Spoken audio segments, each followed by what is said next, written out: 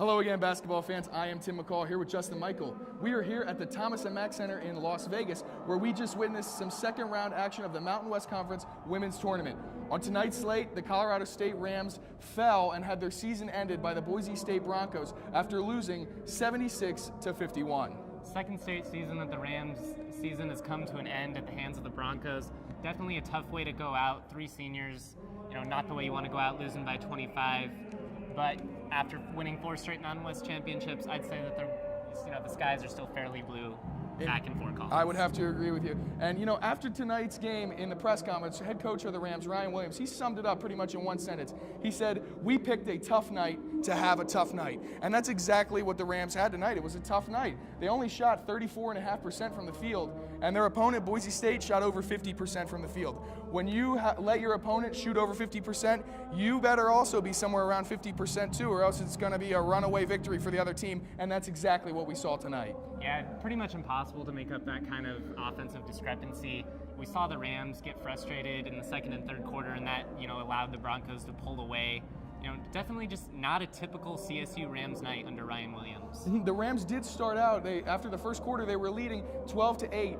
During the second quarter, the Boise State Broncos took that lead, and that was actually the only lead change we saw throughout the game. The Broncos were in cruise control the rest of the game. They really did well tonight. Yeah, once Hodgkins got going, it was basically game over. She dropped 20-plus points on the Rams. And last year was Riley Lufer, this year it's Hopkins. When you have some player go off like that and you're struggling offensively, there's just not much you can do. And the Rams star, Hannah Traverti, she did well for herself tonight in what wound up being her final game as a Colorado State Ram. She had 18 points, but as you said, Brady Hodgkins for Boise State, she finished with 25. She was just unstoppable. She was the true star of tonight's game.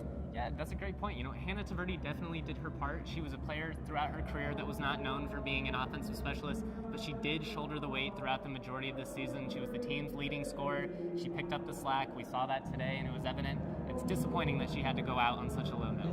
Yeah, and the Boise State Broncos, they wound up finishing with 40-plus points in the paint. They had 20 more points in the paint than the Rams, which is why their field goal percentage was so high. And when you're allowing easy buckets like that, it's going to be hard to walk out with a victory. And I think that's why we saw the Rams on the losing end tonight. Absolutely. Just not the defense we're used to seeing out of a Ryan Williams-led squad.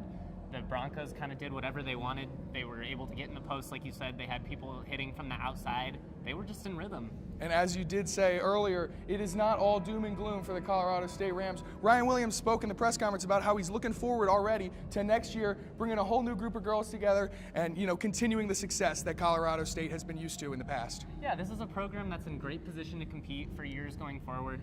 You have a coaching staff that is terrific. You have young talent all over the floor. This is going to be a team that rebounds well, I think. I would have to agree with you. Well, that's all we have from Las Vegas right now. I am Tim McCall with Justin Michael here with CTV. Have a good night, fans.